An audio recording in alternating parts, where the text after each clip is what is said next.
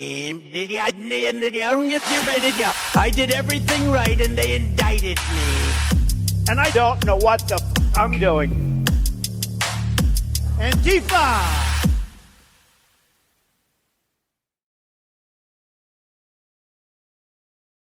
Hello, everybody, and welcome to the Katie Halper Show. We are so excited to be here with you. We had some tech issues with some guests, so apologies for that. But that is great because it gave you more time, hopefully, to like the stream. Give it a thumbs up. Every time you like the stream, it helps gain views, visibility for this channel. And I'm not saying that because out of like self promotion, but it's mostly because we have really important guests on and cover important stories. And we want to make sure as many people as possible see them. So please do give a like. Also, please do subscribe if you haven't already. And to do that, you just hit subscribe and then the bell. That way you won't miss any of the streams that we do or any of the extra streams that we do. We do extra streams. Usually we do them on Friday, but you never know if we drop an emergency one. And so you won't want to miss those. And the way you don't miss those is that you subscribe. Also, if you can become Patreon supporters, go to patreon.com/The Katie Halper Show. Again, that's patreon.com/The Katie Halper Show. For $5 a month, which is 25 cents a day, only Monday through Friday, not even 7 days a week, you get access to early content, behind the scenes content, extended interviews, bonus interviews. Like today's show, you will have the entire interview with Ray McGovern, where we're going to get into some very interesting stuff about Israel and some of its crimes against the United States. If you're watching live, you're in luck. You get to see it all. If you're watching later on and you want to see it all, you can find that at patreon.com/The Katie Halper Show. And if you can't swing the $5 a month level, we do hope you can become supporters at the $1 a month level. And that way you just make sure that we can keep going, because really, we literally could not do the show without your support. I hope you don't hear the dogs barking in the background, but if you do hear them barking, that is because they are encouraging you to become Patreon supporters. Okay, so we have a great show. We're going to be speaking to, in reverse order, Ray McGovern, former CIA analyst Ray McGovern. Before that, we're going to be speaking to Iranian analyst Trita Parsi. But our first guest is someone who's come on the show before, and he has really interesting things to say about some countries that we haven't covered in a while, and that's really important.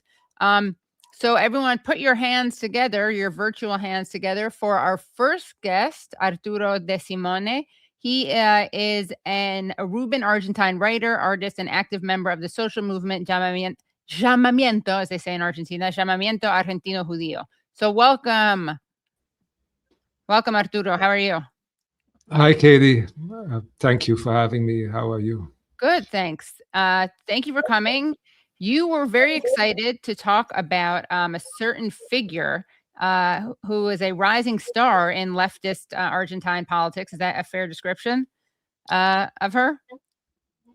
Yes. Well, she's, of course, been Myriam Bregman has been very well known for many years, if not decades, as a lawyer, as a lawyer defending the interests of factory workers who did possessions of factories in Argentina, as a member of the often mocked Trotskyite left, and she began to emerge in Argentine politics in the mainstream more visibly as the Peronist center neoliberal left began to deteriorate, and the extreme right, the red left, began to blossom more in the public arena.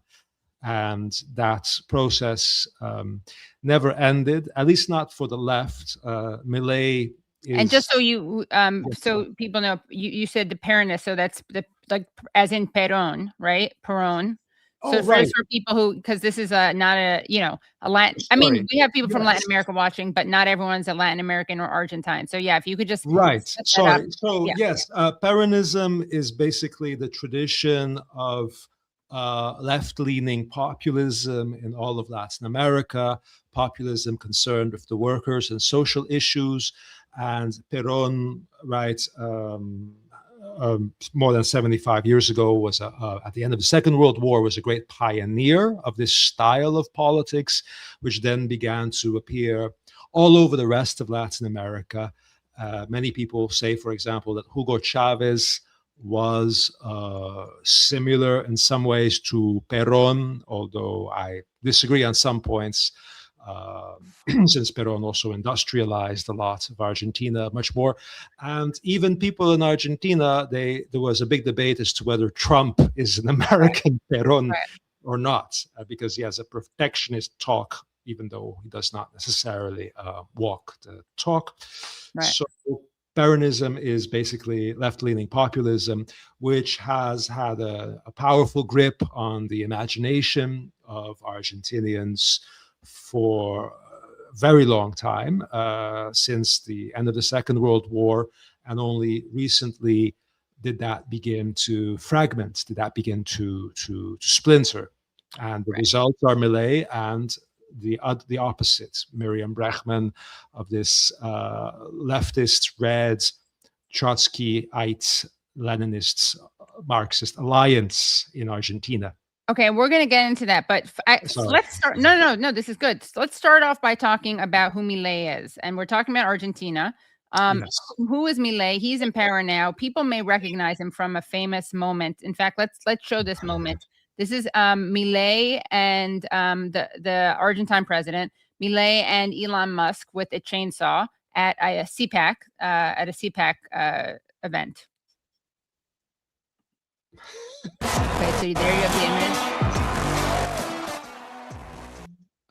I'm just lowering the music so we don't get into a copyright issue. But there you have it. There's Elon Musk. It's at CPAC. And now here comes.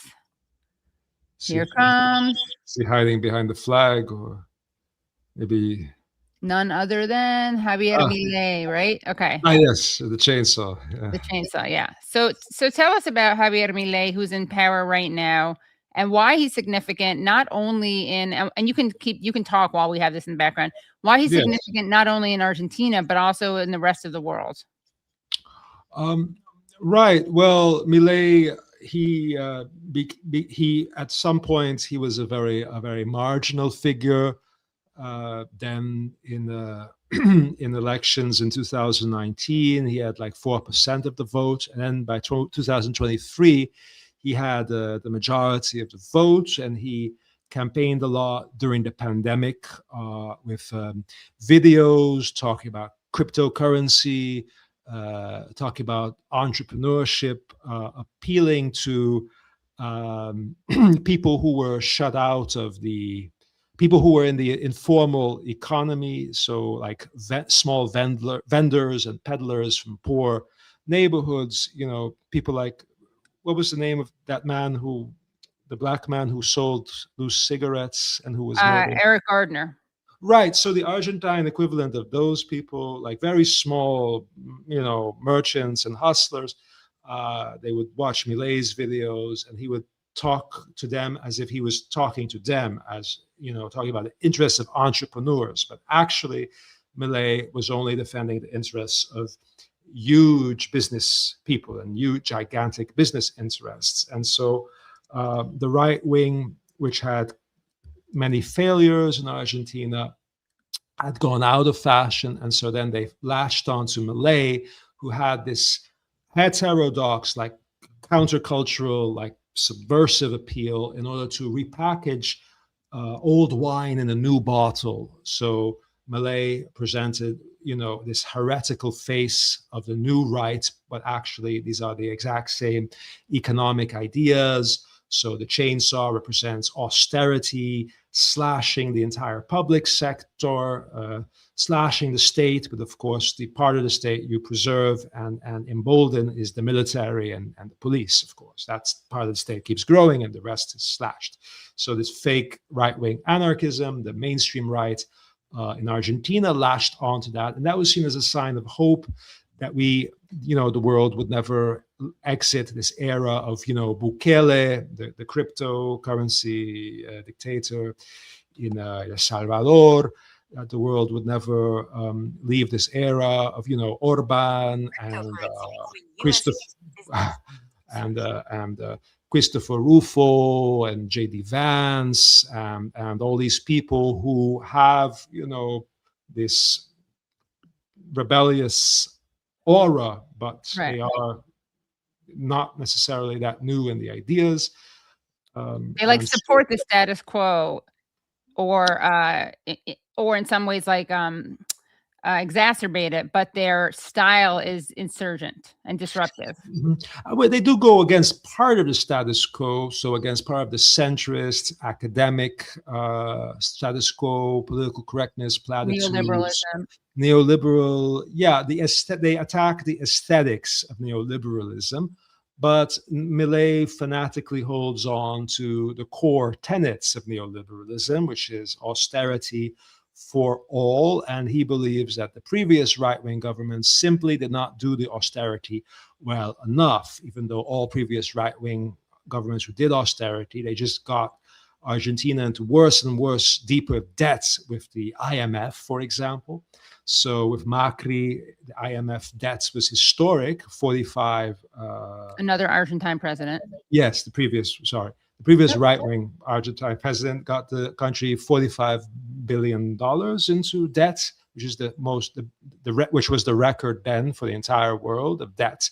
And now that record has been surpassed. It's more than $53 billion in debt. And so Milei's big promise was that if he starves everyone with austerity for 6 years, stagflation, Argentina, for example, now has like the most expensive coffee in the world. A cup of coffee is maybe $7 or $8 or something, right? Which is, in a country where salaries are much, much lower than the average country with such costs of living, right? And Argentines are the people who have been through so many crises that part of the Argentinian culture is having all kinds of very clever ways of navigating financial crises, finding all kinds of, solutions to keep your lifestyle going. But even then, there's hunger in Argentina, and people are waiting for the miracle to pay off. I think there's a Leonard Cohen song about when will the miracle come or something. And many people are still hopeful because they were very desperate. And so there was this messianic belief in Milei, who, unlike some other people who are trying to be Bukele or Milei, he is authentic. He's an authentic believer in the things he purports. And he is very theatrical, and he's very interesting in some ways. So, for example, he celebrated Margaret Thatcher, which is an extreme offense to Argentinians because of her war with Argentina over the Malvinas Islands, which is a war that in 1982 that remains an open wound in Argentine society because of the veterans who aren't that old even yet. But somehow he got away with it for a while, but he's not delivering at all on his promises. People are still waiting for the silver lining of this neoliberal miracle that, many of his predecessors promised as well. The president in the 1990s, the president elected in 2015, they all promised this miracle that life would get better if only we destroyed the heritage of the populists, destroyed any social part of the state, and ingratiated the IMF, the United States, the US State Department, the US Embassy, then things would get better for Argentina, it would come out of its isolation. And none of that has happened. Life has become increasingly worse for a majority. And that's why now, all of a sudden, it's as if history has is making a full turn right now at 180 degrees, because now Myriam Bregman, who is of this, the FITU, which is the alliance of red, left-wing, pro-worker parties and syndicates, she's of this front of left-wing parties that were normally made fun of or ridiculed much in the way that in the US, maybe the Green Party, for example, was a source of mockery. And often, just as Democrats often blamed the Green Party, say, for the triumph of George W. Bush, they blamed Ralph Nader. They made him into a scapegoat. And then Bernie Sanders was afraid of becoming the next Ralph Nader style scapegoat in 2016. Well, in a similar vein, Peronism, the mainstream center left in Argentina, in order to not come to terms with the fact that they, much like the Democrats or UK Labour, have increasingly ceded territory to neoliberalism, married to also identity politics. Instead of having a kind of autopsy of their failures, they consistently blamed the radical left, the red left, the Trotskyites or Trotskos for ruining or spoiling elections. For example, when Macri won, they said, well, that percentage of votes that were taken from Peronism that got siphoned off into the red left, that would have saved us the election, and then we wouldn't be living under Macri, which is, almost a mirror image of the discourse when George W. Bush won in Florida against Al Gore, and people blamed Ralph Nader. It's a very comparable dynamic.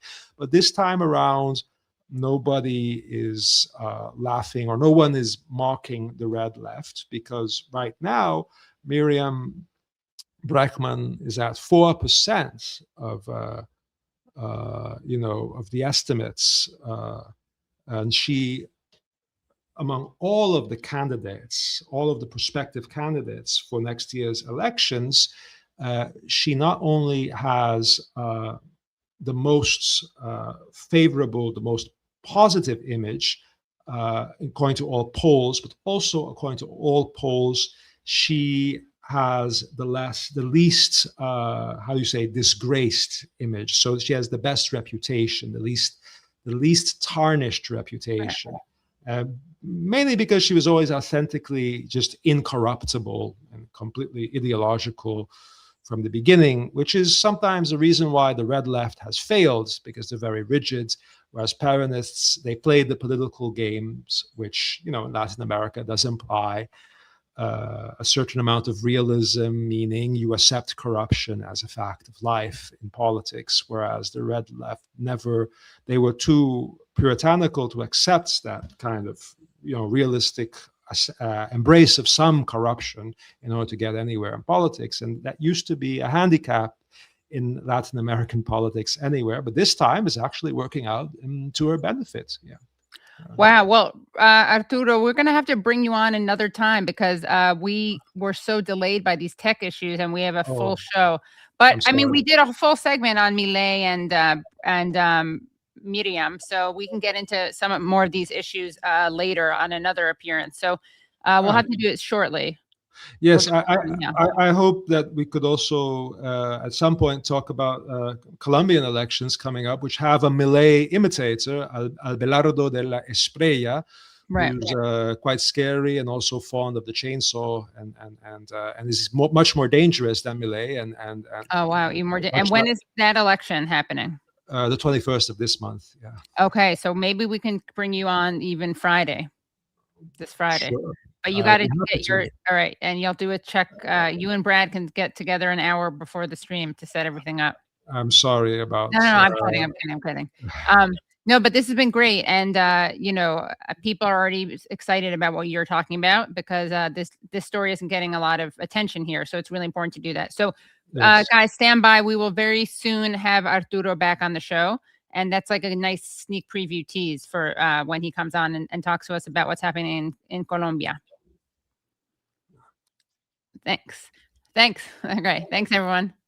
Bye. All right. That was a good chunk of an interview. And we're going to talk to Arturo again very soon. We're just going to keep the show going. Also, we're going to have a great show on Friday. We're going to be talking about Bolivia also with another guest. So definitely come back on Friday. We always have great shows for you Friday during the day. Now, moving to our next guest, make sure, by the way, if you haven't already, please do like the stream. To save time, I'm not going to check. Oh my God, guys, not even half of you have liked yet. That is ridiculous. Like the stream. By the next time I take a look, this better be up by a lot, or else I'm gonna leave this interview like Donald Trump left the Meet the Press interview. Or you will turn this broadcast around right now. Yeah, exactly. Sorry, that was like what the parents say in the car. Like, if you kids don't quiet down, I will turn this car around. Yes. Give a thumbs up if you got that joke, because I'm curious how slow I am. But anyway, all right, we're going to bring on our next guest. Very excited to bring back onto the show the wonderful Trita Parsi, Executive Vice President of the Quincy Institute. Welcome back, Trita. Thank you so much. Great to be with you again.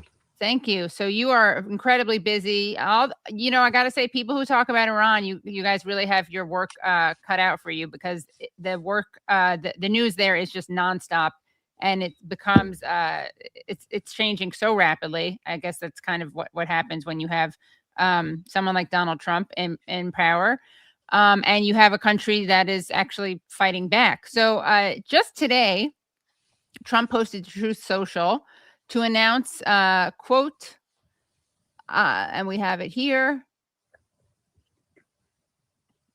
I have just been informed by our great military that last night the Iranians shot down one of our highly sophisticated Apache helicopters while patrolling over the Strait of Hormuz. There were 2 pilots involved. Both are safe and uninjured. Nevertheless, the United States must, of necessity, respond to this attack. Thank you for your attention to this matter, President Donald J. Trump. So what are we to make of this? So again, like many of these other incidents, we don't have full details in the early stages. And even for some times, details may remain very murky. I mean, I'm sure you remember the other incident. This is several weeks ago. This is while the war was still raging formally, in which 2 pilots apparently had been shot down inside of Iran. Still to this day, we don't know the details. We don't know the names of the pilots. We know very little. So keeping that in mind, I think we should take all details coming out from all sides with a grain of salt. It's not clear whether that drone that apparently brought down the helicopter did so intentionally or not. But nevertheless, Trump is acting as if it was deliberate, and as a result has started to strike at several different air defense sites in Iran. And the question, of course, is this going to be a proportionate response? The US says that it's self-defense, that it is proportionate.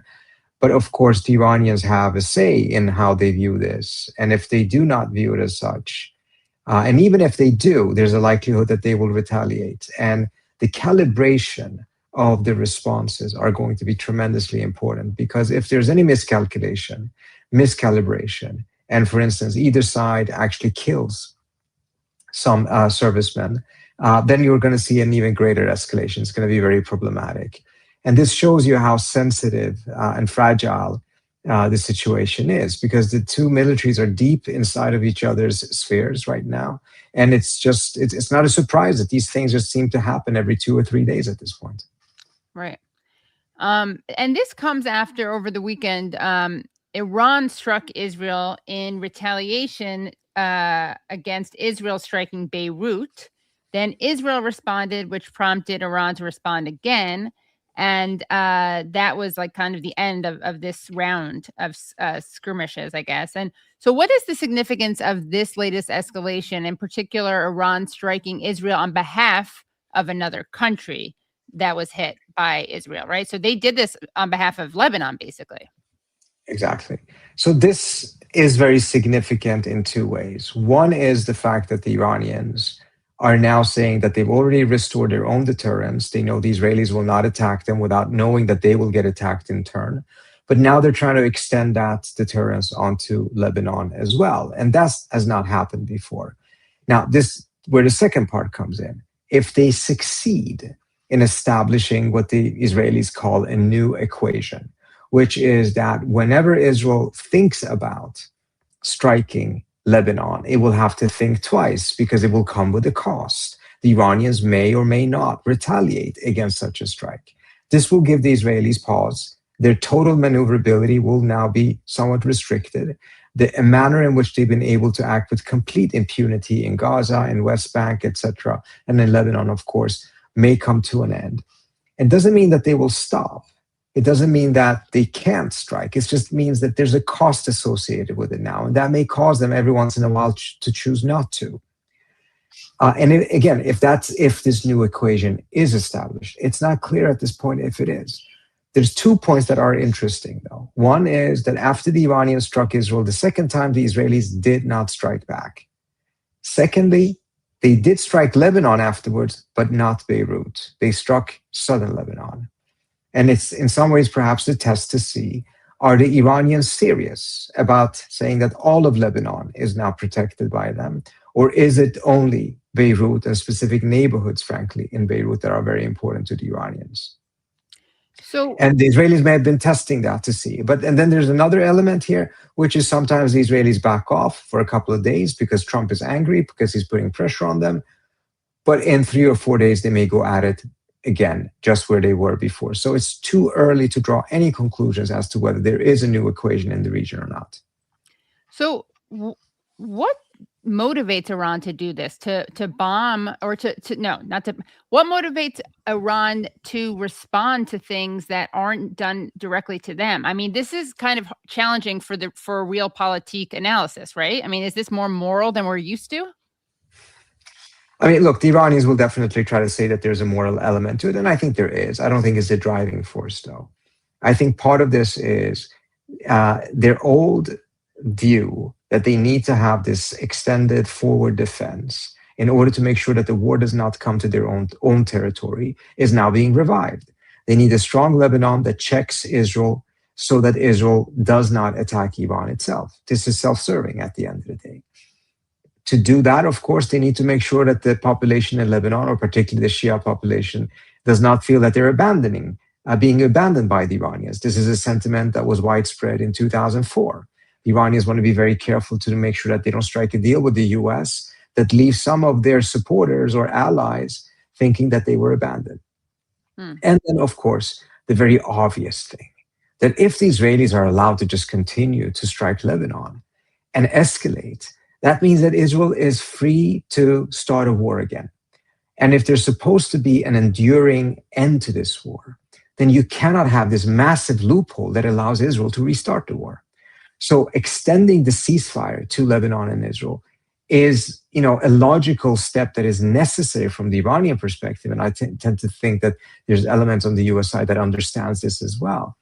It's a necessity in order to make sure that the peace is durable and that it doesn't flare up into a new war just because the Israelis decide to start it.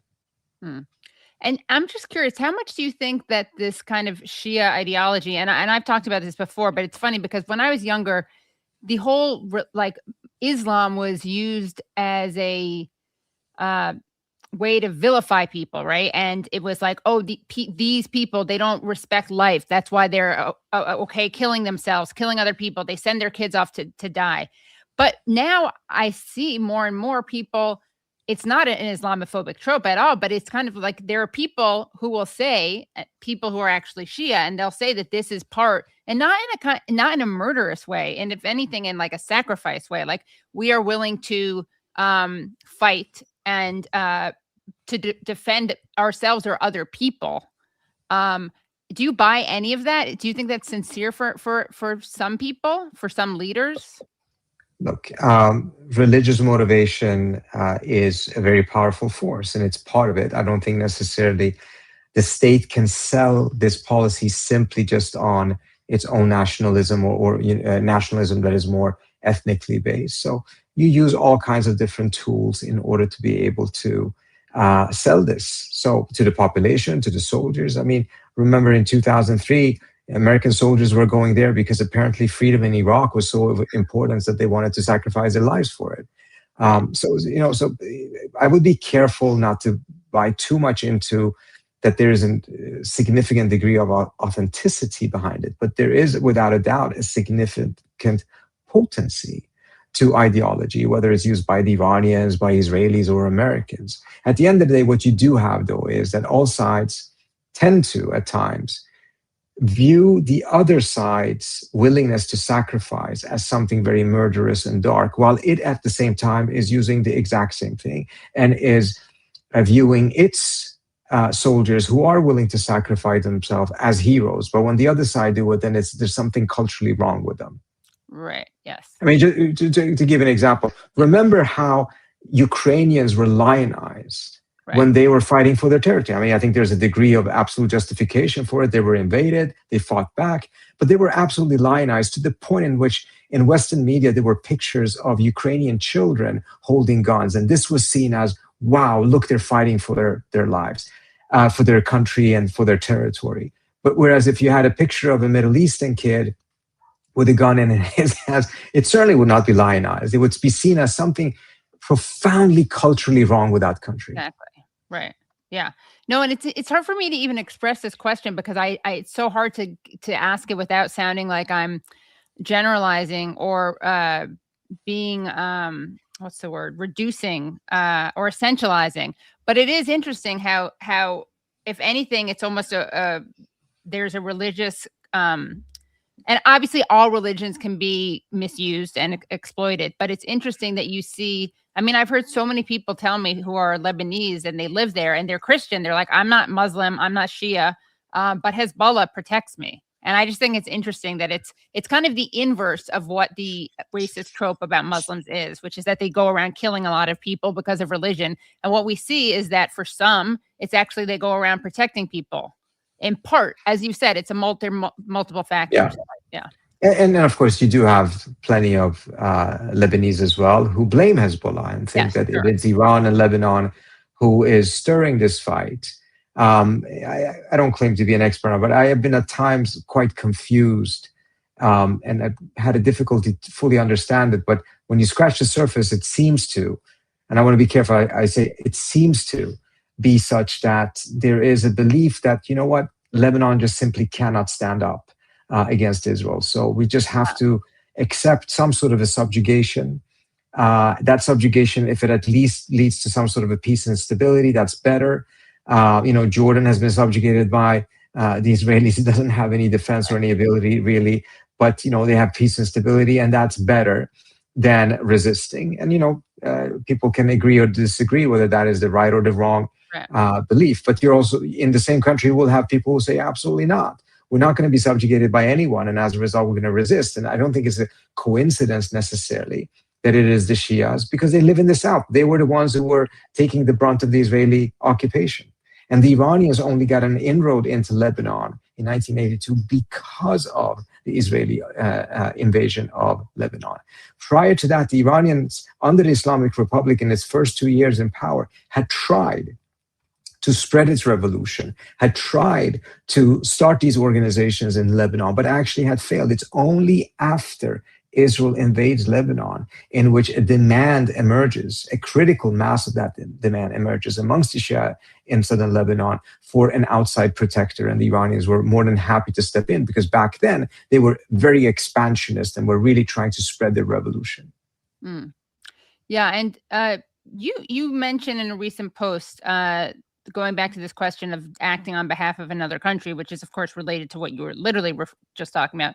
You wrote, "This is the first time in decades that a regional power has the means, capacity, and willingness to put hard power against Israeli military maneuvers or aggression against a third party," end quote. So how would you compare that to, for instance, what Ansar Allah did when they intervened, in a sense, by blockading ships linked to Israel's genocide of Gaza from entering the Bab al-Mandab Strait? How does this kind of compare? I think there is a difference, and I think many people pointed that out and pointed it to arguing that was the same thing. I think without a doubt what the Yemenis were doing was not insignificant. But when you take a look at what the Yemenis or the Houthis at the time could do in terms of inflicting pain on Israel, it is not comparable to what the Iranians can do, in the sense that the Iranians can shoot 200-300 missiles at a time. They can do so consecutively for several days in a row, and over time, and not long of a time, degrade the Israeli air defense systems, the radar systems, and cause them to run out of interceptors, and then get a very large number of these missiles through. So in the last day of the 12-day war last year, they got more than 50% of their missiles through, even though they shot a much smaller number of those missiles. Whereas what the Houthis have been able to do is to every once in a while shoot 1 or 2 missiles. That is just not at the same level. Now, their blocking of the Strait of Bab el-Mandeb, of course, is the Red Sea is, of course, not insignificant, but it is not this at the same level of if the Iranians really were to put all of their forces behind us. Again, we don't know if that's what they were hinting at, whether they're going to go in that direction, or if they wanted to just slowly but surely kind of test the Israelis and see if they can establish this new equation. Right. You also, I saw you on another show talk about whether the United States let Iranian missiles through on purpose. What are your thoughts on that? Did they let that happen? And if so, why? Remind me. I don't think I wrote about that on my Substack. No. You talked about it on Mario Nawfal's show. Okay. Was it recently or was it back then? Because if it was recent, then it was a different context. It was whether the United States this time around was actively involved in shooting down the Iranian missiles. Because we saw that the Israelis attacked against Trump's wishes. There may have been some agreement between the two of them in terms of getting the Israelis to respond at a lesser level than they otherwise would have done, and to only do it in 1 round.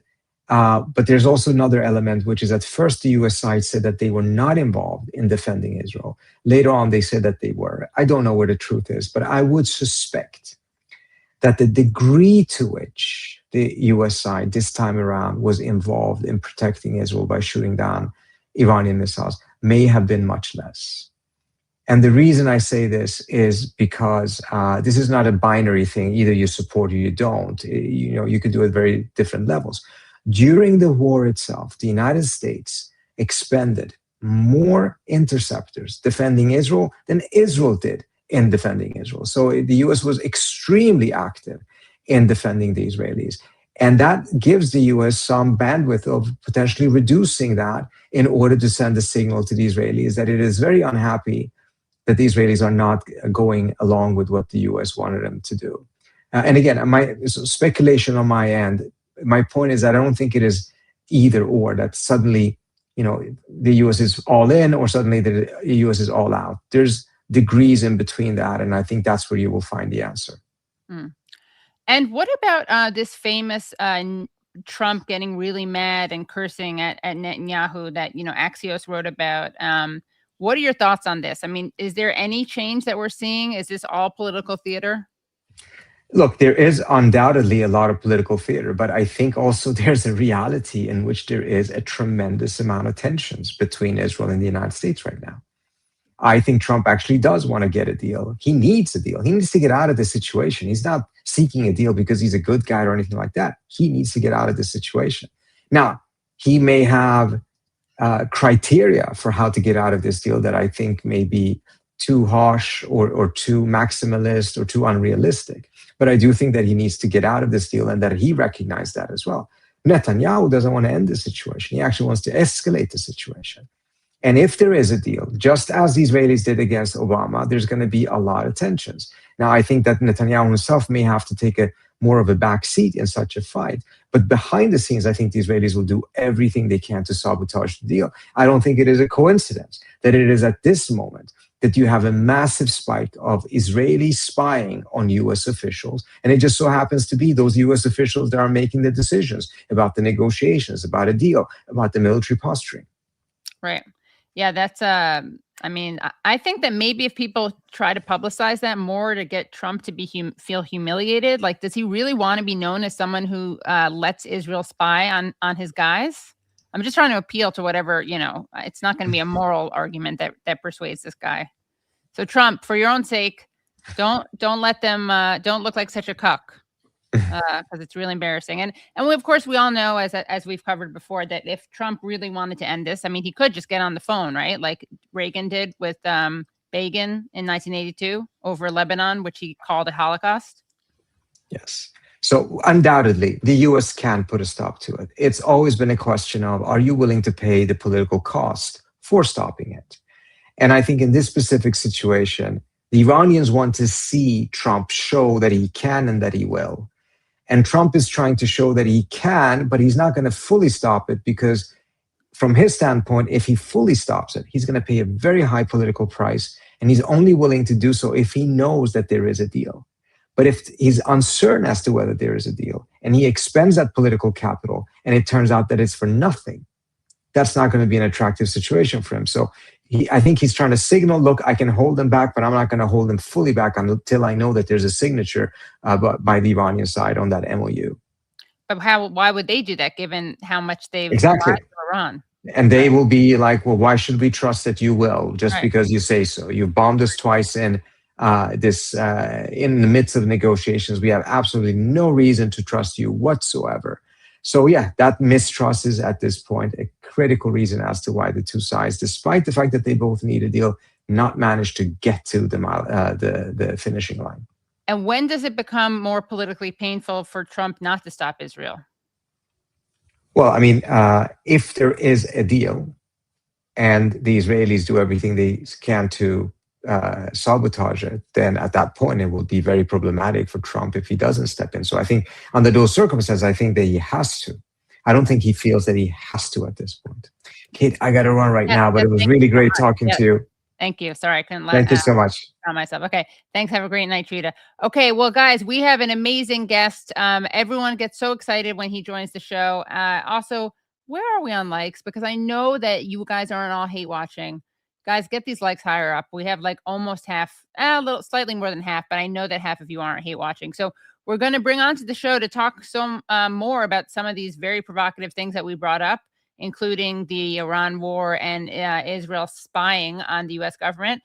We are bringing on none other than Ray McGovern, former CIA analyst turned activist. Welcome back to the show, Ray. Hello. Thanks, Katie. Glad to be with you. Of course, yes. Yeah. So I think you heard the tail end of that conversation with Trita. I did. So maybe we could just pick up where we left off a little bit, which is what are your thoughts about this? Can you tell us more about this spying that we are aware of? I mean, there's much more than we're aware of, but what do we know about the level of spying that Israel is doing on United States government officials? Well, Katie, I have to confess, I'm shocked, absolutely shocked that the Israelis are spying on us. I mean, heck, we're allies, aren't we? Right. Well, that's another story. We're not allies. I could explain that later. I find most interesting the timing of these revelations. DIA and CIA, and it's oh no, the Israelis are spying us. Up the kazoo, as we used to say in the Bronx. Why did they reveal this right now during these circumstances? Well, I think for the same reason that people talk to Axios and other places about how angry, how profane Trump is with Netanyahu, how he says, what the hell, what the F are you doing here? And, I saved your ass and, stuff. In other words, there's a real movement, I think, of dissident people who would like to say, hey, look, do we really want to be jerked around by this nation that needs us for its own existence? So that's how I read this. The fact that the spying goes on is no revelation at all. But the fact that it was leaked and, people are trying to say, look, do we really want to be so closely tied to a country like Israel? I mean, if you go back to George Washington's farewell address, for God's sake, he warned very specifically about alliances that don't really serve the interests of the United States, but serve a foreign power. And these were unhealthy, unwise alliances, and we should shun them above everything else that we do abroad. Well, what was that, 250 some odd years ago? I mean, it's really come into bas relief right now. And there was the only thing I agree with when Trump says something is, we see what happens. Right. Yeah, exactly. Well, and just so people, I didn't set this up very well, so I'll just set it up, which is that on the topic of the spying, NBC News recently reported that the, quote, counterintelligence threat level was raised by the Defense Intelligence Agency in recent weeks after growing concerns that Israeli espionage had become more aggressive than usual, sources say, end quote. And then the New York Times also reported on this memo, and Sagar and Jetty of Breaking Points says that his own sources also insist there's a memo with shocking details of spying. So what is the significance of this leak? But also, as someone who worked in the CIA, what does this look like? What do you think the spying consists of? Well, Katie, I've been around a while, and I joined the CIA in April of 1963 as a specialist on Russia, the Soviet Union at the time. I led the Soviet foreign policy branch just about 5 years after I entered on. And I found out that whatever we wrote on Soviet foreign policy, if it mentioned the word Israel or Israeli, it had to be passed, it had to be signed off on by a fellow named James Jesus Angleton. Right. He's not part of the analysis division. He was the counterintelligence guy, but more important, he ran the whole relationship with the Israelis.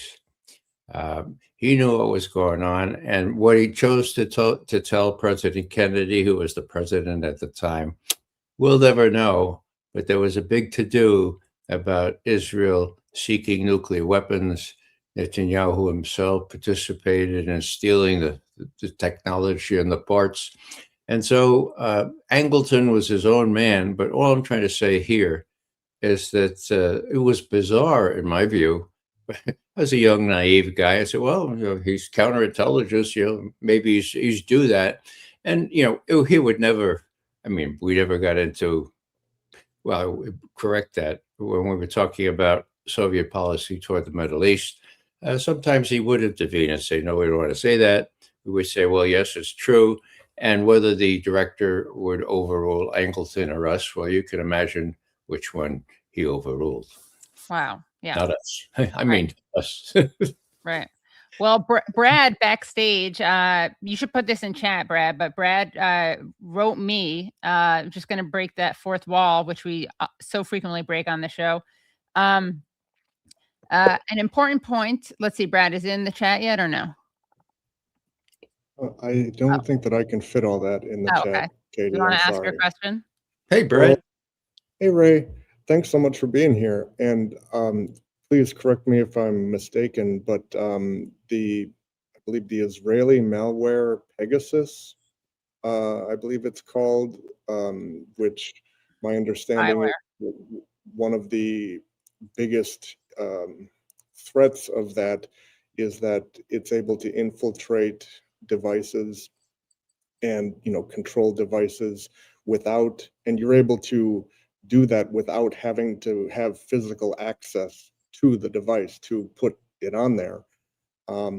That some of the concern about this spying, involved that spyware. And I was reading about how a lot of these people that were going on these negotiation trips from the Trump administration were not handing in their personal devices and getting like secure travel devices. They were using their personal devices. They were flying on like private airplanes. And it seems to me like all of those things would kind of go against the, protocol for, being as secure as possible. I was just wondering if you had any insights or thoughts on that, or if I'm mistaken in any way. No, I think you're right. The technology is such these days that they can do pretty much anything they want, offensive as well as defensive cyber warfare. We know that Julian Assange made I won't say the mistake, but he revealed, a whole system of CIA offensive spyware, some of which can make a car go 100 miles an hour without you knowing about it. I think I know one person who was murdered in that way. Would allow you to use a TV that isn't even turned on, to listen to everything that goes on in your bedroom, all that kinds of stuff. So yeah, the state of the art is incredible. And with the Israelis bound to us at the hip, they probably have all that technology, and they don't need to steal it. Right, and that particular spyware, I believe, did originate in Israel, and again, unless I'm mistaken, because of how incredibly powerful, that was. I believe the Biden administration basically banned it, and then this most recent Trump administration reversed that. But also, then it just seems to me crazy that it seems to me that the people in the Pentagon or wherever that are raising these threat levels, but then you have the White House, the administration coming out saying, no, that's not true, that's not happening. Like that's, and at the same time, there's policy in Congress, I believe, that is at least trying to kind of even further enmesh the Israeli military and the United States military. Like, it just seems like a lot of these things seem to be at odds with one another, Yeah, that's why I think the leak was deliberate, and it was done by people who want to put the brakes on this thing. People who may have read Washington's farewell address, for God's sake. It's clear as a bell where our interests lie. But, bans, schmams, whatever. Witkoff, he's got his own plane, his own phone. Kushner, somebody's going to say, hey, Jared, for God's sake, don't use that phone. Use this one. Right. I'm never going to do that. So not only the Israelis, but the Russians, everybody else has fair game to what's going on. As I say, I'm not surprised, not shocked. What's interesting is that it was leaked, and it was leaked at a time when other things are being leaked. Like, what do you national Netanyahu call or whatever. Right. So, it's not surprising. The noteworthiness is not the spying. The noteworthiness is the leak of it, right? Yeah, that's the timing, especially. Yeah. Now, whether I have any, it's Rubio who's running what's going on together with Hegseth.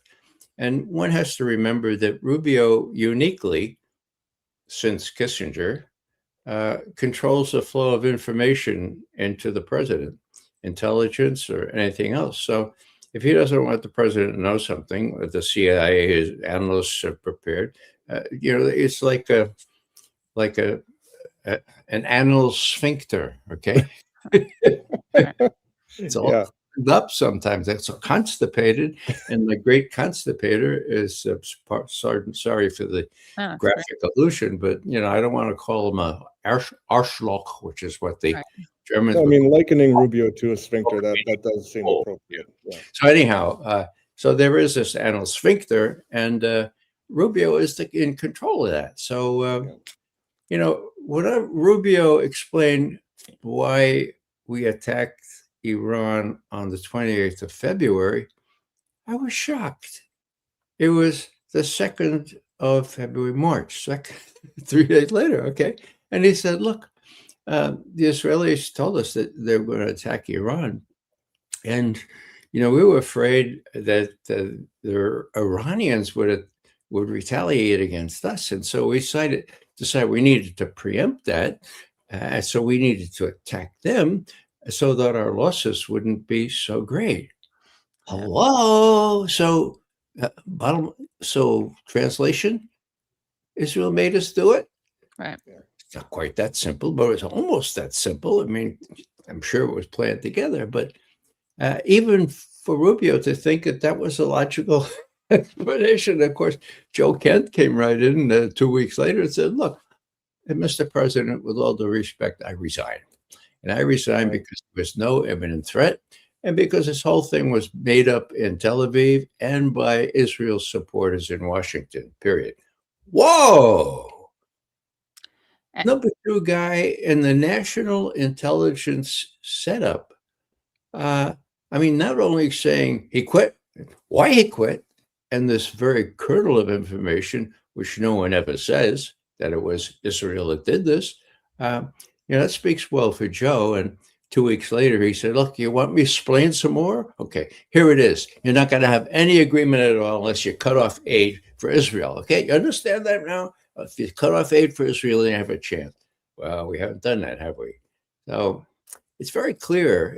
I go back a ways, and there's all kinds of indications that I got as a mostly Soviet and European analyst, but China as well, and then the Middle East to the degree the Soviets got involved there. But there were several times when I'll give you, in the Bronx we say, I'll give you a for instance. Yeah. You want a for instance? I gotta have my mom on to translate as a Bronxian. Yeah. Okay, so here I am. It's 1974, right? Pretty young, but I'm acting National Intelligence Officer for Western Europe. Okay, my boss, he's testifying before the Church Committee. Wow. So here for people who don't know what the Church Committee is, it's how would you put it in one? It's like basically where they exposed just the tip of the iceberg in terms of America's crimes. Yeah, the family jewels of the CIA, all kinds of drugs and assassinations and using journalists. The whole schmear came out. Right. And my boss, who was very high level, Keith Clark was his name. He was up there almost every day trying to explain what happened and try to tamp down the damage. So here I am, and there's a war. What happens? Turkey invades Cyprus. My God. And what do? They use U.S. weapons to do that. And what's wrong with that? There's a law against that. And what else is wrong? There's a Greek lobby in Congress. So the Greek lobby says, no more arms for Turkey. Embargo. Now, Kissinger, who's working with Nixon, of course, he's up in arms. He said, oh, no, you can't do that. Turkey's so important. It's the anchor for NATO and all that stuff. So he's really going crazy. So I attend this meeting at the State Department. We're trying to plot out what to do. I'm not giving any advice on policy, but I am on intelligence. So they're all saying, oh, my God, we've got to make sure that the Greeks relent and let us give arms to the Turks. We can't tolerate this embargo. And I said, not totally in a naive way, I said, hey, maybe there's a silver lining here. Yeah, maybe the Israelis will think twice about attacking some other country with our weapons if the embargo is real and it goes on for a while. What? Everybody in the room was looking at me like I was from Mars. I can't even think of that. Embargo on arms to Israel. So there you go. That was 1974. So I had all these kind of glimmers into what a hold Israel has in the. We're 50 years later. What's that? We're 50 years later. Yeah. So yeah, that's and right. Still. Yeah. And of course, they got away with the USS Liberty. Yeah, we're going to talk about that at the end of the show. We're going to save that for the end of the show for reasons I'll get into. But I'll excuse myself. But Ray, thank you so much for taking my question. Yeah. Yeah, you're most welcome, Brad. Yeah, I can give you another vignette. More recent. I used to live up in Arlington, Virginia. When I was working at the CIA, actually, except when I was overseas, I was there for 55 years. I slithered out of the swamp. We're down in the South now. Anyhow, and by the way, I just want to, please keep this anecdote in mind, okay? Don't forget what it is. Give me a key word or something. But because we're talking about your departure from this world, I was kind of remiss. I forget that not everyone knows your bio. So not only were you a former CIA analyst turned activist, but you headed the CIA branch analyzing Russian foreign policy in the 70s. And from 1981 to 1985, you presented in person the early morning briefings of the president's daily brief.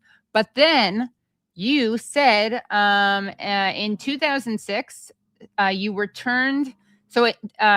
You were awarded the Intelligence Commendation Medallion at retirement. And in an act of conscience, in early 2006, you returned the medallion explaining, quote, I do not want to be associated, however remotely, with an agency engaged in torture.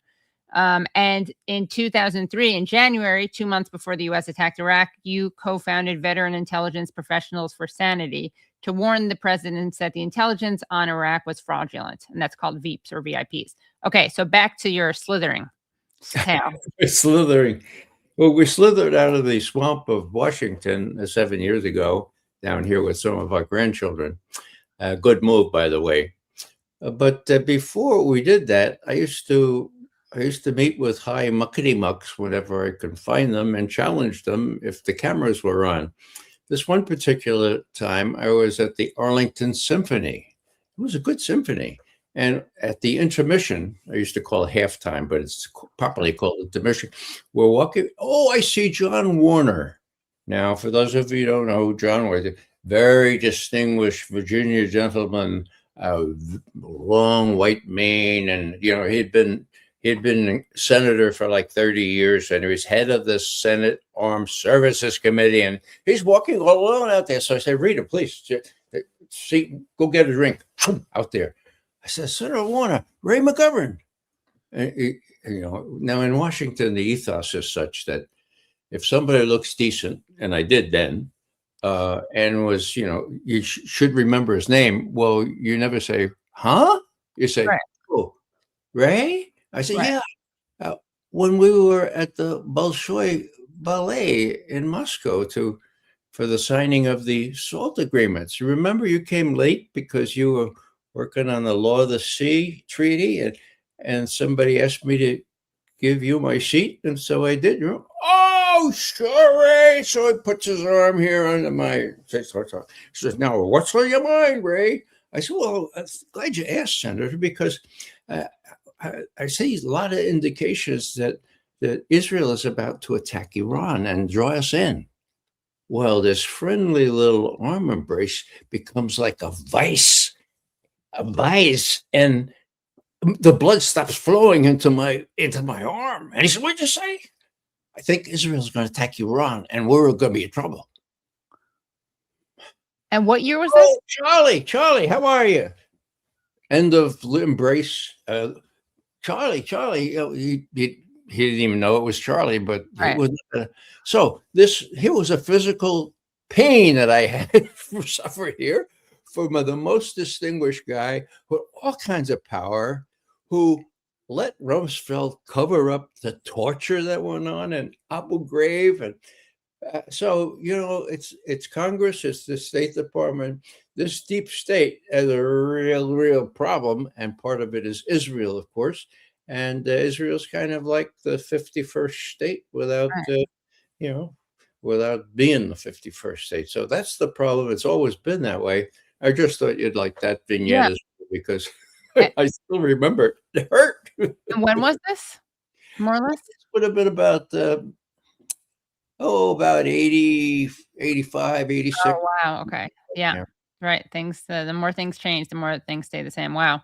But let me correct something you said there. But my bio was good, and I really like the fact that you told people that I briefed the President's Daily Brief one-on-one for 4 years during the first Reagan administration. But you also said that before I depart this scene, now I don't intend to depart the scene anytime soon. I feel pretty good, actually. Yeah, good. So if I depart the scene abruptly, please look into it. Okay, yes. And you're not feeling, glum or anything. Okay, good to know. I make a joke. Oh, yeah. But were you going to say something about, oh, no, you were just, okay. Well, did you have another anecdote you were about to share? Well, let's see. I have many more questions. I thought I was interrupting you. No, I think that's probably good enough for anecdotes. I tend to talk a lot, so please ask your questions, and I'll try to restrain myself. Okay, no, but I love those stories.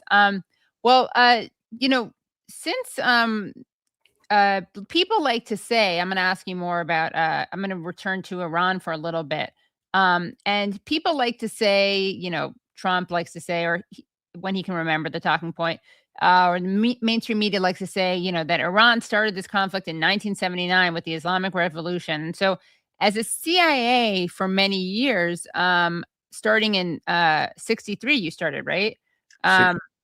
63, right. Yeah.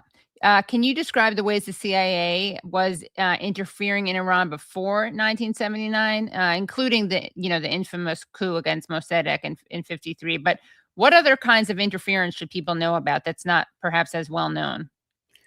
Well, I think the 53 was the first real big regime change, and is worth a couple of sentences here. I know people, I served with people who were involved in that, okay? Kermit Roosevelt, grandson of Teddy, was leading the pack, but some operatives lived long enough to have served with me. And the Project AJAX was what it was called, Operation AJAX.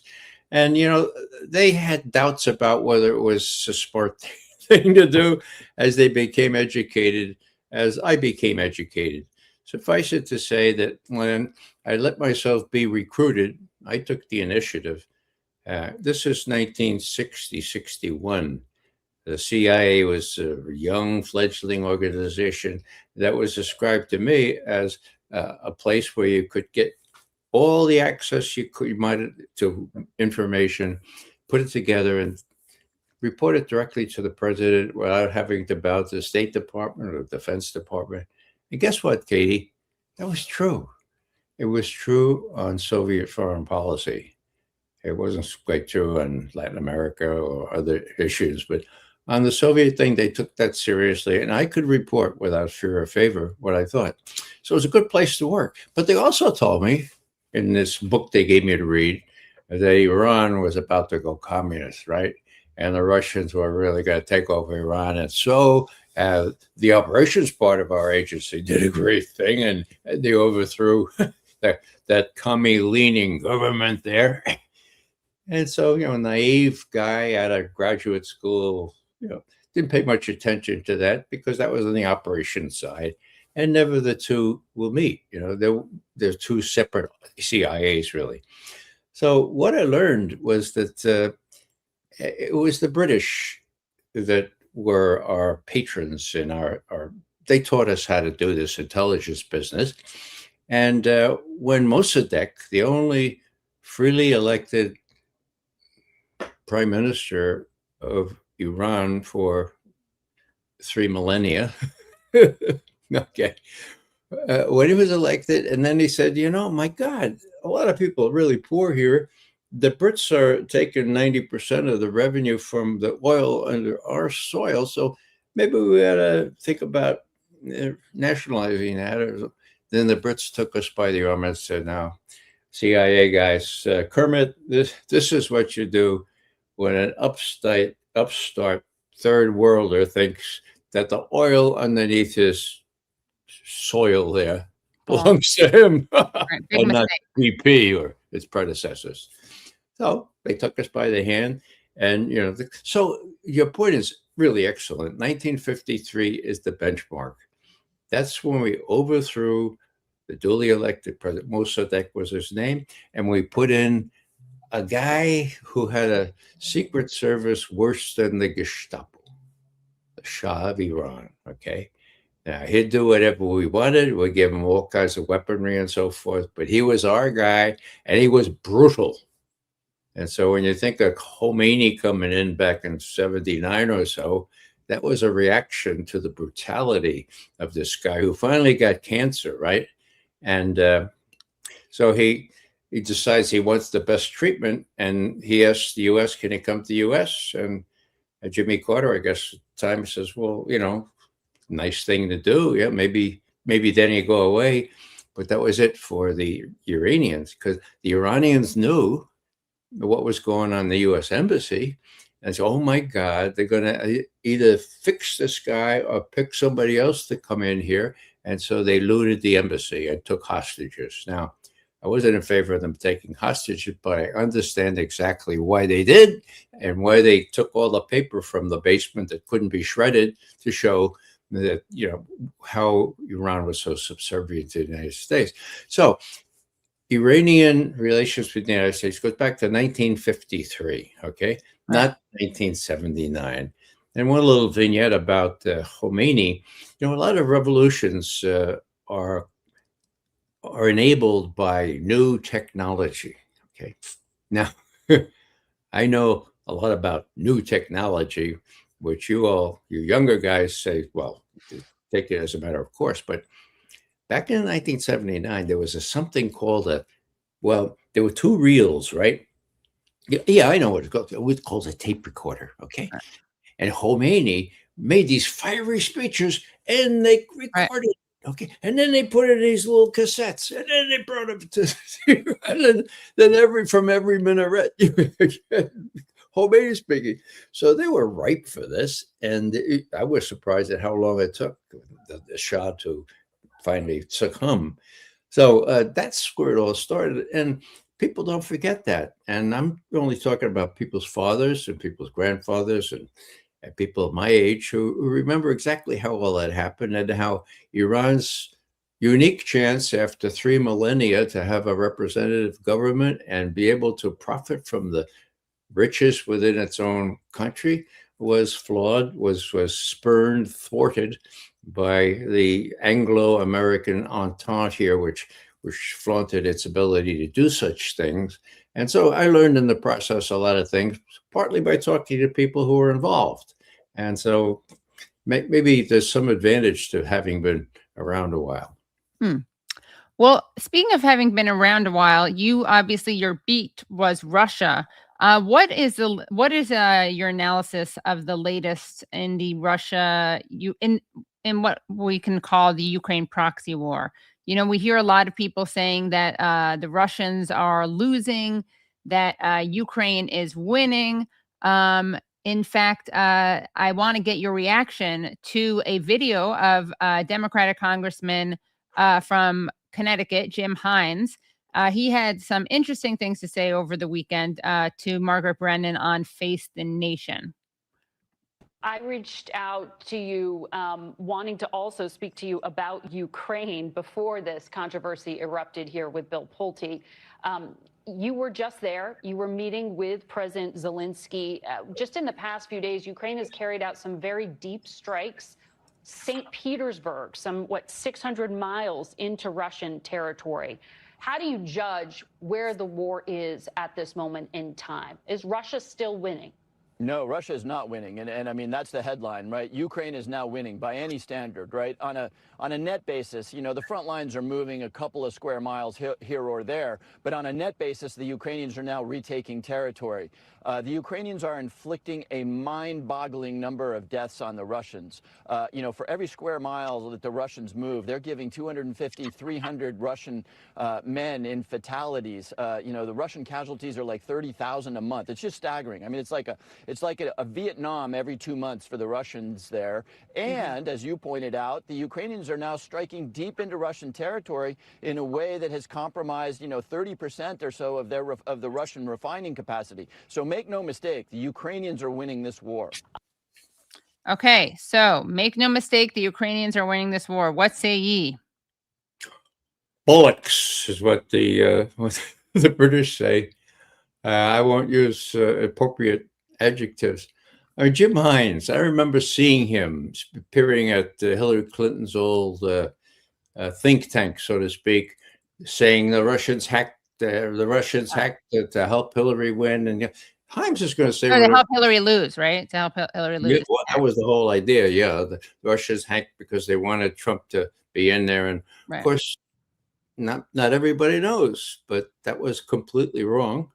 And we have CIA people coming out of the woodwork now, trying to get the intelligence committees in the Congress to face up to the fact that John Brennan and the others imagined all this business stuff, and that impeded what Trump wanted to do. All he wanted to do was create a positive, you know, a decent relationship with Russia. He was stymied in doing that. Anyhow, so Himes is not to be believed. Now on the woodwork here, what's going on? Russians are winning. I mean, I don't know how everyone is going to rationalize about a couple of months from now when the Russians will have defeated the 3 remaining towns in Donetsk, okay? And that will mean it will have been taken the whole Donbass, and there are a couple of other provinces that they claim they'll be getting those as well. Now, the Ukrainians have had some success with their drone warfare to make it more difficult for the Russians, but the trend is inexorable, okay? And the Ukrainians can't possibly win this war.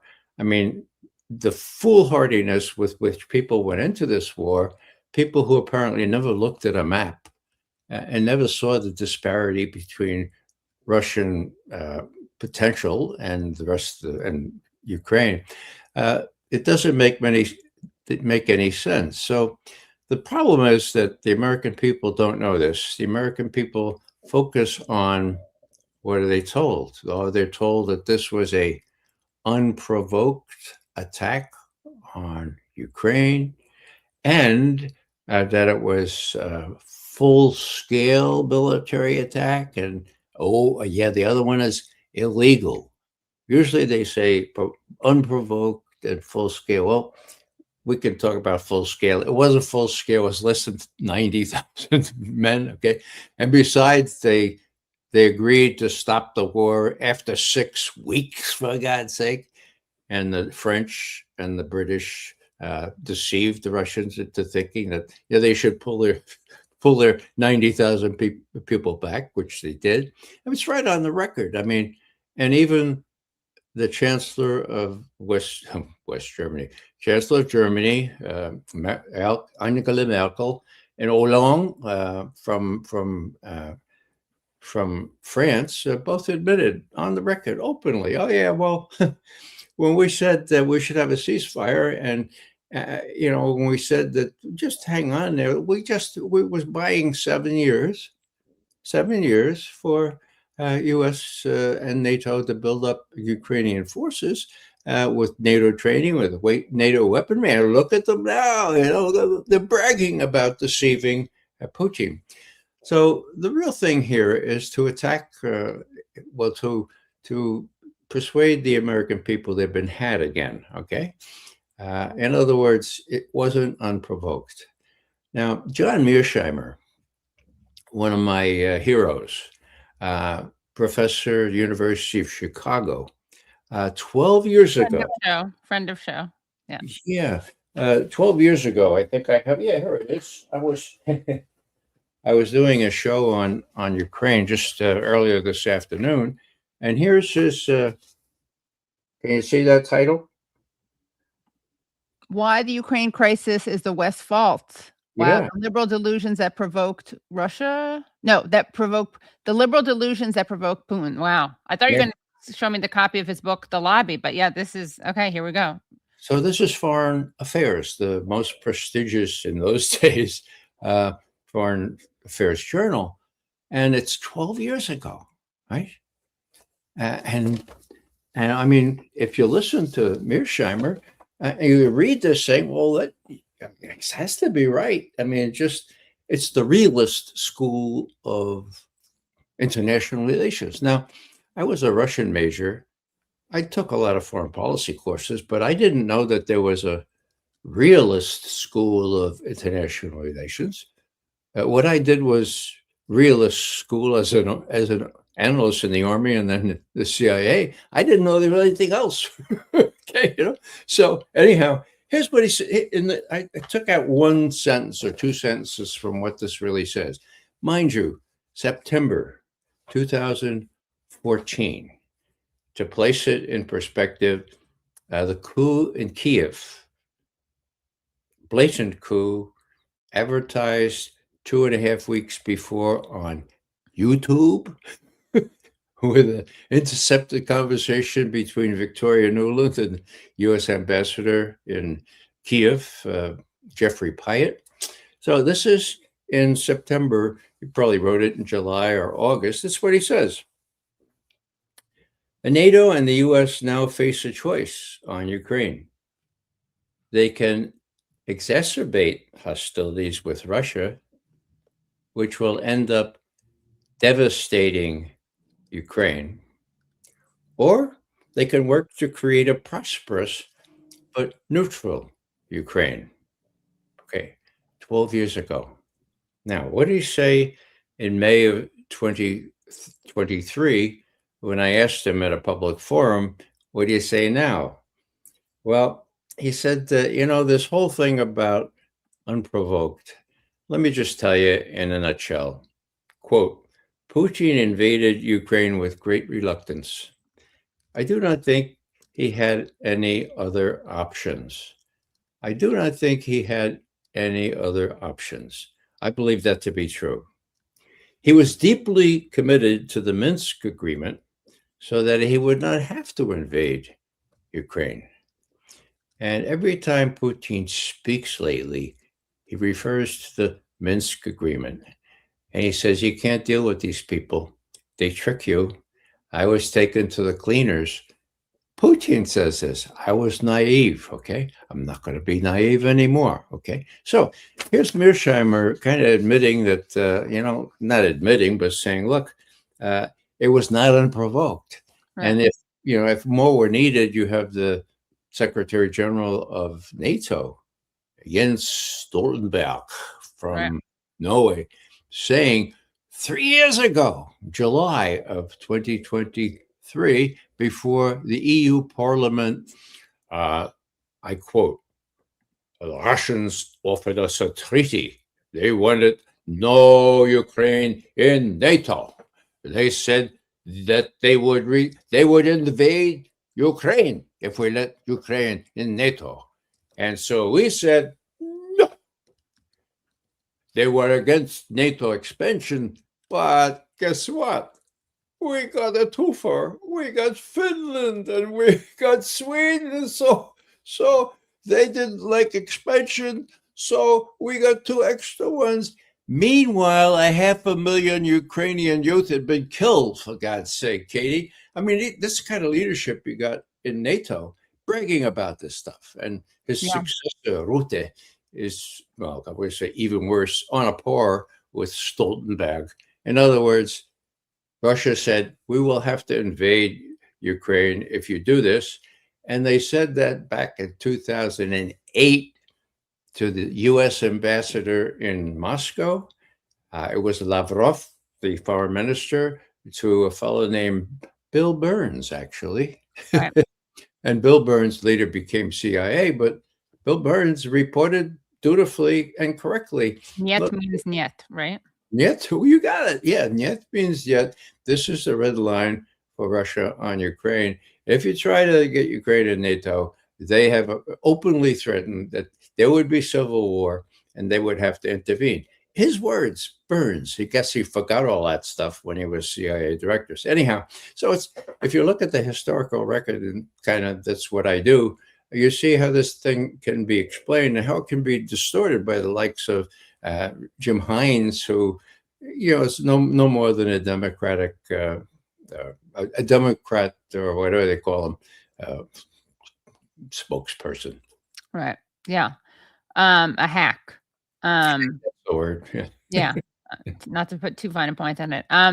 We also have, and I mean, it's so disgusting to watch these people kind of emote over how many dead Russians there are.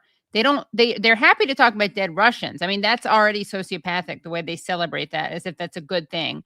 But they always omit the dead Ukrainians. That's not part of their analysis because they pretend that they care about Ukrainians. And of course, if they did, they wouldn't have, blocked diplomacy like they did through Boris Johnson. You, of course, talk about this frequently. And it is very depressing to watch the media totally cover this up. I mean, it's so relevant and they never talk about it. They don't talk about these brutal videos of Ukrainian men being kidnapped, fighting. I mean, they're really heart-wrenching. They're really disturbing to watch. And as they're being dragged into vans because they don't want to fight, they don't want to serve as cannon fodder. But something else that I thought was interesting, and I know that you commented on this briefly, is this letter that that Zelenskyy wrote to Putin, and I wanted to quote from part of it. So just to set up the context, 1 second, please. Where's this? So there's an open letter to the president of the Russian Federation from the president of Ukraine. This is from June 4th. Let me just do a screen share. Apologies, because I hadn't planned on this, but now I realize it's a pretty important thing to talk about. Okay. So let's see which part. When you came to power in Russia more than 26 years ago, many people in Ukraine viewed you positively. That is how it was, but that is now in the past. Now the overwhelming majority of Ukrainians view it positively that our long-range drones paid a visit to the opening of your forum in St. Petersburg, covering a distance of more than 1,000 kilometers. As you know very well, that distance is not the limit of our capabilities. For 26 years, your time in power has completely changed the agenda of relations between Ukraine and Russia. From discussions about trade and other civilian matters, our nations have moved to talking almost exclusively about strikes and losses.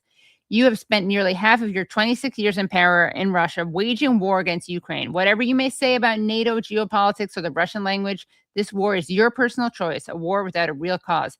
This is how history will remember it. Those years could have been very different. I mean, there's more, obviously, that stood out for me, but if there's anything else that you want to make sure that we cover in this letter, let me know. But what are your thoughts on this? Well, this was ostensibly to set up talks. I'd like to come meet you, and we'll figure this all out together. So it's a terribly insulting letter. On that same day, after the letter had just been received, Putin was asked about this at a Q&A he gave to reporters from all over the world, and he said, Peskov tried to show me that letter. I said, I don't want to read that. So he tried twice, and I didn't want to read it. Well, the next day he had read it, and he talked about, this letter is not designed to set up talks or a decent relationship. It's designed to insult me and insult the whole process. I mean, this is the last thing that one would write if one was serious about negotiating an end to this war.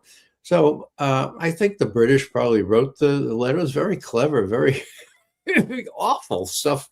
But, it was not serious, and neither is Zelenskyy. And the big thing, of course, is Zelenskyy is not the legal representative of the Kiev government.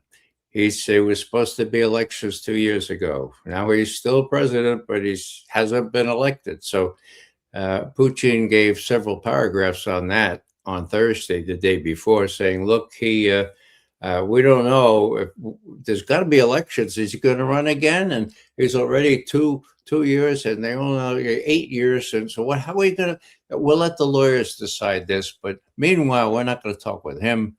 We'll talk with other people who are more serious, but not with him. So, yeah, the thing is, now for him to threaten, to him to say, oh, so we sent some sanctions, we sent some drones into St. Petersburg, just as you open this great big economic summit, we could do that again. Well, people really worried about that. Not so Putin. It hardly came up at all during the Petersburg celebration or Petersburg summit, the Petersburg economic meetings. What really reigns here is the fact that, drones have put in a real complicated mechanism here, but the ones that fly into Russia, most of them are shot down because Russia has air defense. Now, when Russia fires drones into Ukrainian, most of them get through because Ukraine has almost no air defense. So the Russians are not only moving slowly on the ground, but they're also improving their air defense, and they are obliterating, pardon the word, all the places in Ukraine where these drones are fired from, okay? Now, one interesting wrinkle, people are worried about Russia attacking a NATO country. Now, Latvia was reported to be welcoming 5 bases in Latvia for use by the Ukrainians to fire drones deep into Russia. Okay, if you look at the map, you see why. Okay, so the Russian CIA, the SVR, okay, I learned they have a press office, and they made a statement 2.5 weeks ago, and I said, look, the Latvians say that they might give the Ukrainians use of these 5 bases and lists the names of the bases to fire drones here, and they have persuaded the Latvians that if these things are fired from Latvia, no one will ever know where they were fired from. So the SVR says, now, this is a combination of extreme Russophobia and an inability to think cogently. But that's what the Latvians have been persuaded to do. Well, what we have to tell you is this, that we know the coordinates of each one of those bases. We also know the coordinates of the decision-making centers in Riga, in Latvia. And this is the key sentence, membership in NATO will be no protection from retaliation if you do this. Whoa. Now, that got a lot of people worried, and it got my attention as well, because the question would be, would Russia attack a NATO country? Okay. Well, suffice it to say, I don't think the Latvians are going to, I think they're going to check around and say whether the Russians are right, that they will know where these things are fired from. I don't think the Latvians are going to try it. Now, if they try it, then we have a real dilemma for Putin. You know, what does he do?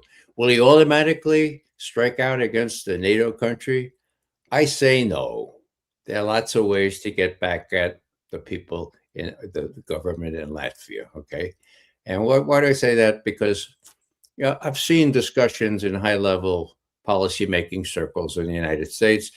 I watched what I think happened in the Kremlin for a long time. So here's the Kremlin, here's Putin. He says, okay, now, if we strike Riga or we strike Latvia, what percent of the, what do you think Trump would, what percentage would you give Trump for reacting by invoking Article 5 of the NATO treaty? And what, 10%?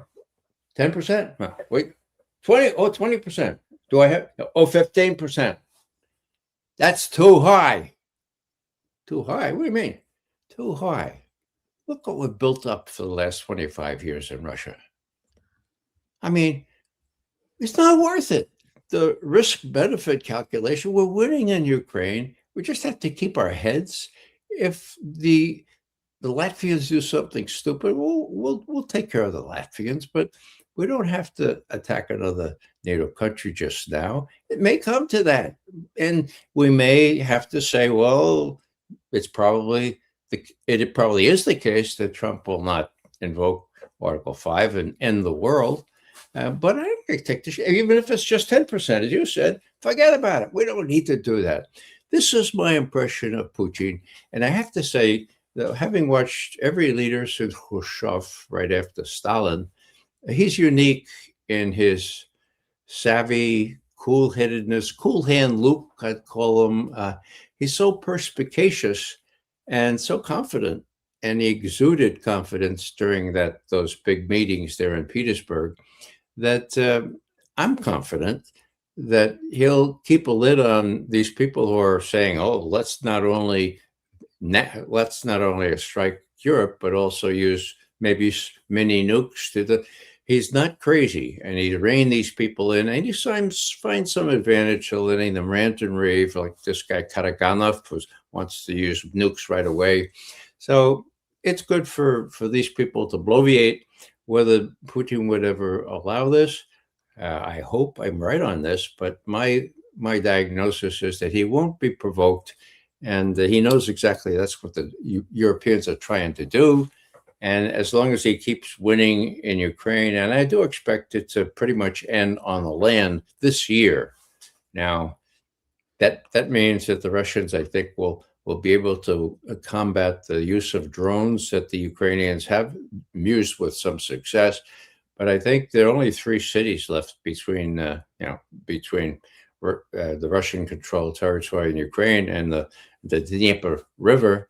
And the whole of Donbass is probably going to be taken by the end of the year, and perhaps Kherson, Zaporozhye as well. Well, I wanted to shift gears and ask you about the sad anniversary of the USS Liberty attack. But first, I want to ask you before that, since you used to give the president briefings every morning, what would be in your briefing if you were going to brief the President Trump today?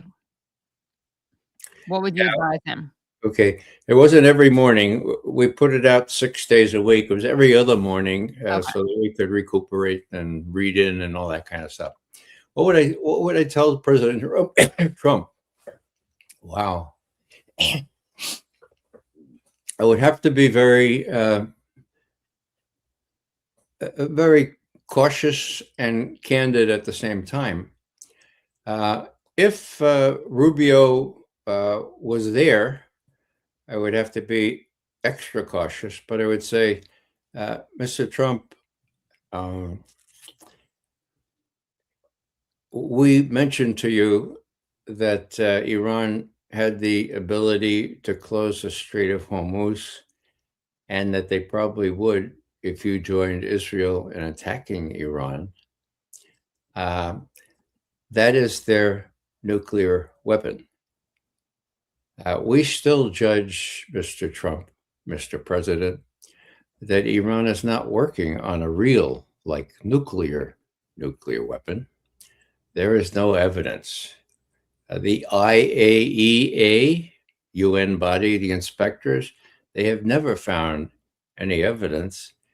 And actually, going back to 2007, a national intelligence estimate, which, as you know, Mr. President, is the highest genre of intelligence analysis, concluded unanimously with high confidence all 16 intelligence agencies at the time, and they said Iran stopped working on a nuclear weapon at the end of 2003 and has not resumed work on the nuclear weapon. And we have looked real hard at these things, and every year since we've reiterated that until just this year when Tulsi Gabbard, our boss, didn't pronounce on that in the threat assessment, right? She didn't categorize the threat, even though a senator pinned her down and said, look, this is the annual threat assessment. Was this an imminent threat? And she said, well, only the president can say whether so. So, you know, Mr. President, we don't think the Iranians are working on a nuclear weapon. So you have that that ability to reason from that. For example, if it comes down to whether you would like to advertise the fact that you have prevented Iran from working on a nuclear weapon, most Americans don't know. Most Americans think they are. So that would be an advantage for you if you wanted to say you had stopped. You got a written promise from the Iranians, and they probably, I mean, this would be easier for them to do. It's not only that they don't feel they need it when they have Hormuz, it's also there's a religious fatwa against it. Right. We say, oh, you know, that sounds like an encyclical or something for the Catholics. No. Encyclicals are, you know, you can take them or leave them, right? Fatwas you can't, okay? Right. And when you say fatwas, that means that it has to be, if it's going to be reversed, now, is the son going to reverse the father's fatwa? I don't know. But if it were to be reversed, my Iranian colleagues tell me this would have to be debated, it would have to be approved by the Supreme Council or whatever they call it. So we would know about it. They don't need to do that. And if they did do that, well, that would belie their beliefs in weapons of mass destruction. And lastly, Mr. President, you should know that when we helped Iraq attack Iran in 1981, and that war went on for 8-9 years, we actually gave the precursor chemicals to Saddam Hussein, and he used them. And many of the Iranian leaders now are people who were suffered casualties, including chemical weapons casualties. That war ended, and they remember that. And the point I'm trying to make, Mr. President, is that even though they had the capability to retaliate in kind, these fatwas mean something special to them. They did not. They did not counter by using chemical or biological weapons, and they don't have a nuclear weapon. So in our view, we don't understand it as well as Westerners, but there's something in Islam, at least in Shia Islam, that says, no, this is really haram. This is really beyond the pale. We're not going to do that. And so we'll watch it closely, Mr. President, but that's the situation on the nuclear thing. And if you want to do the enrichment and get it down to beyond, well down before it's 60%, the Russians keep saying they're willing to help on that. Now, have they helped before? Oh, actually, yeah, 12 years ago, 11 years ago with the JCPOA, okay, that you left. They did take a big 90% of the enriched uranium. So they're willing to do that again. So you got a way out of this, Mr. President, if you choose to take it. That's the intelligence. Of course, it's up to Mr. Rubio and Mr. Hegseth, all my distinguished friends, to make these decisions. Right. Well, we're going to have to clip that and send that to the president in case he's not watching live. So now I'm going to ask you. That was great, and you very clever way to appeal to his to what makes him tick. Before I shift gears to this really disturbing story about the USS Liberty, I'm going to need people to like this stream because I know you're loving it, and we're almost at 1,000 viewers in real time. We really got, if you haven't liked it already, please do like it. I'm training our viewers. When we got hacked, we're now facing some algorithmic suppression because of these hackers. So do your part and like the stream and tweet it out and share it on social media because we want to make sure as many people come as possible. So Ray, you've been so generous with your time. So I will just subject you to one more subject, if that's okay, which is the USS Liberty. And this is in some exciting news. I mean, if you can call it exciting, because it's so disturbing and sad. But Thomas Massie, the Republican congressman who was recently defeated from Kentucky, he recently lost his Republican primary reelection bid to a Trump-backed candidate, Ed Gilrain, in the most expensive congressional primary election in history, in large part thanks to APAC and other pro-Israel donors. So on Monday, he had something very interesting to say on the anniversary of the attack against the USS Liberty in international waters by Israel in 1967. So here, let's hear what he had to say. 8th, they started the day. The visibility was unlimited. The American flag was flying proudly on the USS Liberty. More planes came from Israel to surveil the boat, the ship. And they thought they were in good shape. But what happened next surprised them all. French Mirage jets showed up and for 25 minutes strafed and attacked the USS Liberty. They shot rockets. They shot 30-millimeter cannons into the hull and into the ship.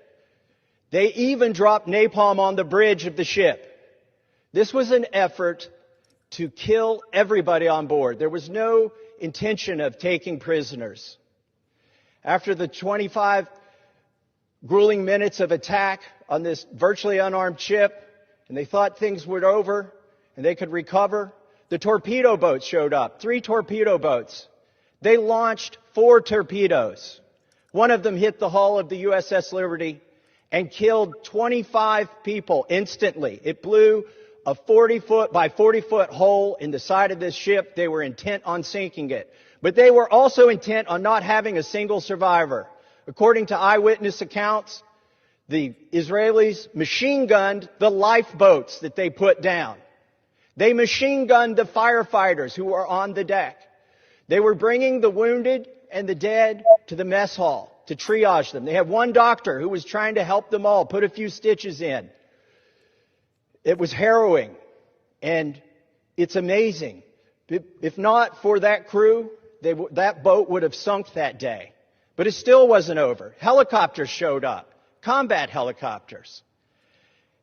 And the USS Liberty, even though their signals were being jammed by the Israelis, got a signal out. And there were ships that tried to respond. The USS Saratoga, the USS America sent planes. Both of them sent planes to help the USS Liberty. And something happened that's never happened before. A ship under attack, the planes were recalled. This has never happened before. And they sat there for 17 hours.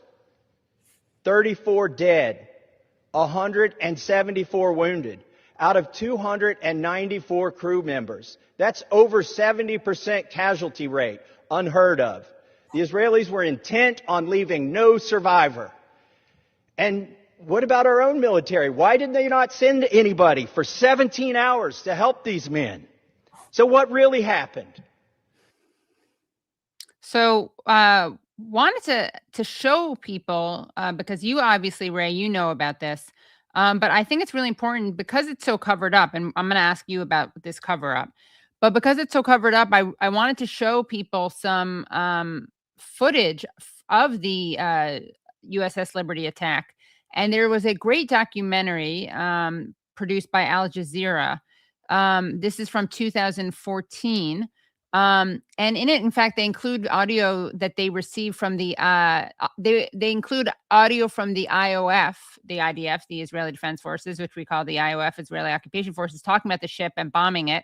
It also shows footage of the ship getting torpedoed. So let's watch some of this footage. If you are watching this live, you are so lucky because you got to hear and see that entire thing.